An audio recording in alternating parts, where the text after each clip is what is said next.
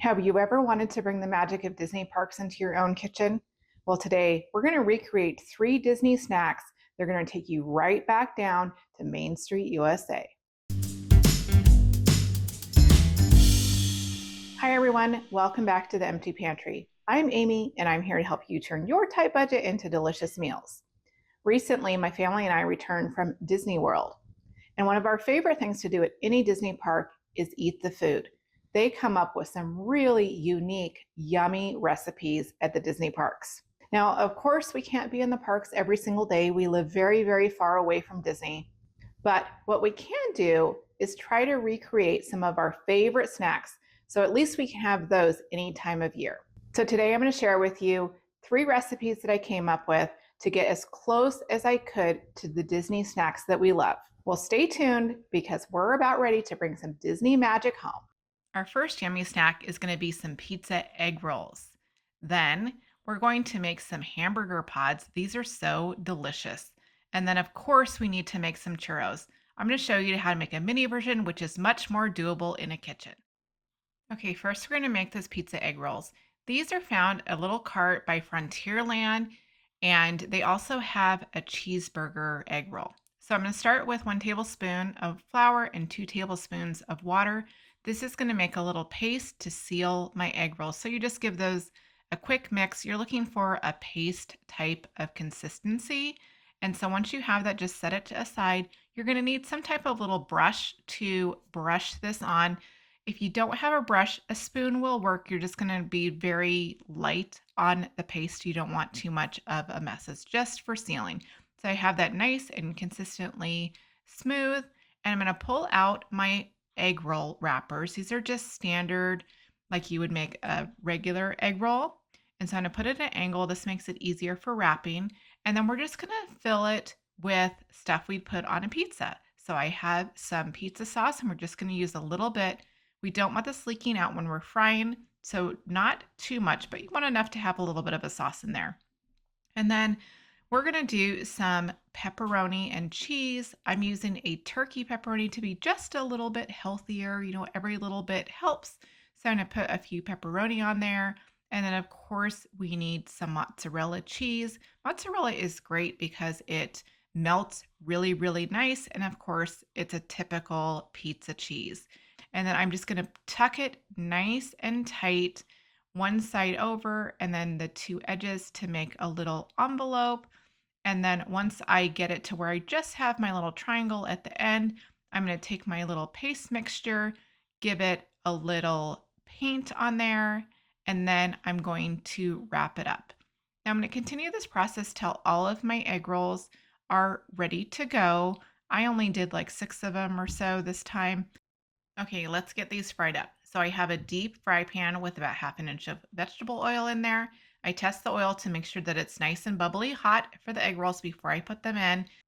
If your pan's not big enough for all of your egg rolls at once, you're going to need to do a couple batches. I could only fit comfortably 4 in here with the ability to turn them. I don't want it to be too squished. I want to make sure that oil gets all the way around the edges. So I'm just waiting for it to brown. I'm not moving them because I don't want to open them up in any way. I don't want them to stick to the bottom. So I'm going to wait till that bottom is nice and crispy brown before I give them a turn. And you're just going to make sure that they're cooked on all 4 sides and are a nice golden brown before taking them out and putting them on a paper towel to cool off just a little bit and get off any extra. Now, don't wait too long. They will cool off pretty fast. And then you can serve them with your favorite dipping sauce. I chose marinara when I served these. Okay, now on to the hamburger pods. If you have never tried these are found in Walt Disney World's Animal Kingdom in the land of Pandora. These are so good. I think they taste like a McDonald's cheeseburger, but my family thinks they taste like something else. So it's a little bit of a process, but we're going to start by making the dough for these buns. Starting with some all-purpose flour, this is 2 1/4 cups of flour, followed by 2 teaspoons of baking powder, 1 teaspoon of salt, and then this dough has a little bit of a sweetness to it, so 4 teaspoons of regular white sugar go in, And then of course we need some type of yeast. So we're going to use 1 packet of the quick rise yeast. Okay, we're going to let the mixer mix this up. You could do it by hand if you need to. It's just going to mix those dry ingredients together before we start adding our liquid. So we're going to add 1 cup of lukewarm water to our dough. And then we're going to need a little bit of oil in this. So I'm going to use 2.5 tablespoons of vegetable oil. I'm going to add that to my little mix. So this is our dough. So we're going to let this mix together. You may need to scrape down the sides of your bowl to get that extra flour off the sides, but we're looking for it to become a nice little dough ball that's not super sticky anymore. So once it gets to that point, whether you're using your hands or your mixer, that is what we're looking for.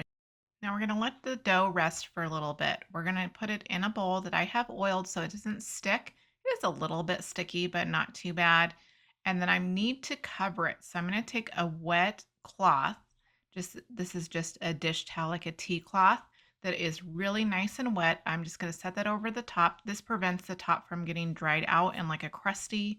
We definitely don't want that. So just cover it up and then we're just going to set it aside for 1 hour. After an hour, we've more than doubled in size. We have nice fluffy dough. So we better make that filling. So I'm going to start with half a large onion. This is a white sweet onion.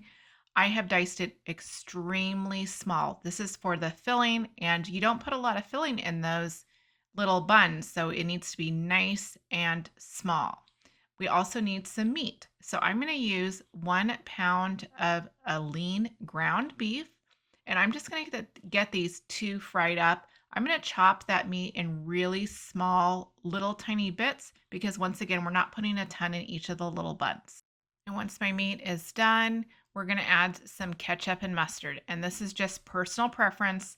What your family likes is what you're going to add. If you want one or the other, I'm just going to do mostly ketchup and then just a little bit of mustard in there. Give it a stir, taste the filling, and then add or subtract as you see fit. But that's our sauce for these little guys, is some ketchup and some mustard. Just give that a nice little stir.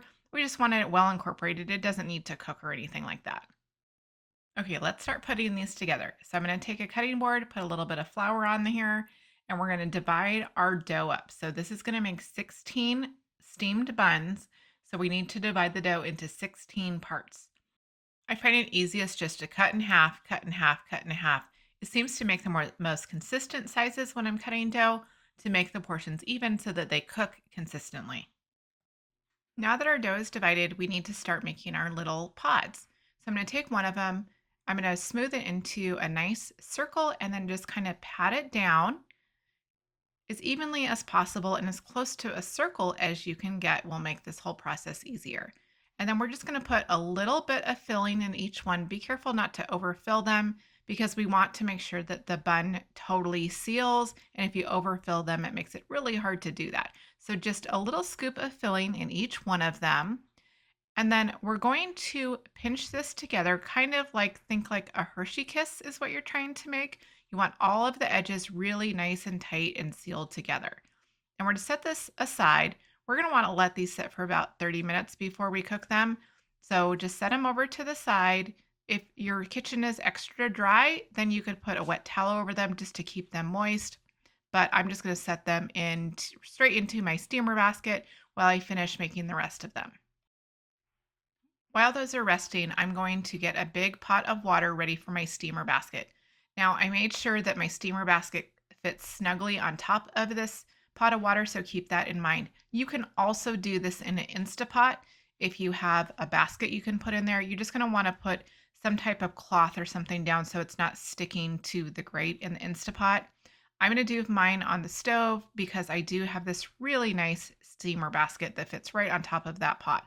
So I'm going to get that all nice and boiling, and then I'm going to let these steam for about 15 minutes until the dough is done. Now keep in mind, they're not going to brown. It's just going to cook the dough. So you'll just want to kind of look in one of them just to make sure that that dough is not raw anymore. But it's going to be a really soft, sticky dough, not like brown like in the oven. So keep that in mind. But that's kind of the beauty of it. This is really soft, yummy dough. And then when they're done, they look like this. And these are really good little hamburger pods as a snack, or you can have 4 of them and that would be a whole meal. Okay, and of course we have to make churros. So I'm going to make a very simple recipe. We're going to start actually on the stove with a pot. I'm going to add 1 cup of water, and then I need 2 tablespoons of oil. Just vegetable oil is just fine. I would use a non-flavored type of oil. And then we're going to add 4 teaspoons of white sugar, and then just a little pinch of salt, half a teaspoon of cinnamon. And we're just going to cook this over medium heat until that sugar starts to dissolve and you don't see or feel the granules when you're stirring it. And then once you hit that point, turn the stove off, and you're going to add 1 cup of all-purpose flour. Now it is going to be kind of stiff, so use your muscle and get this all mixed up really nice and evenly until no extra bits are around your pan. And then when you have it all incorporated, we need to let this cool off a little bit because we're going to put it in a pastry bag. We don't want to burn our hands, and it was hot sugar water. So we're going to set that aside for just a little bit to cool off. Then we're going to move over to our fry pan. So I have a little bit of just regular vegetable oil in a deep fry pan, and I put just a little bit of dough in there just to test the temperature. I want to make sure that that dough browns fairly quickly, that it's not absorbing the oil. So once I have that going and I'm satisfied, yeah, it's super bubbly, I'm going to put my dough in a pastry bag with a star point, and it is going to be a little bit stiff, so you're going to have to squeeze really hard. I'm going to make little mini ones. It's much easier in this pan. So I'm going to squeeze out 3-4 inches, and then I'm going to take some kitchen shears and just cut that off. That gives me a nice solid end, and then I'll keep doing the process until my pan has a few of them in there and the first one is ready to turn. I'm seeing it turn brown, so that's going to be my cutoff for this batch. You notice I only did 3, and that's because that first one was starting to brown and I needed to turn it over. So 3 is fine. That's my first batch. It's only 3.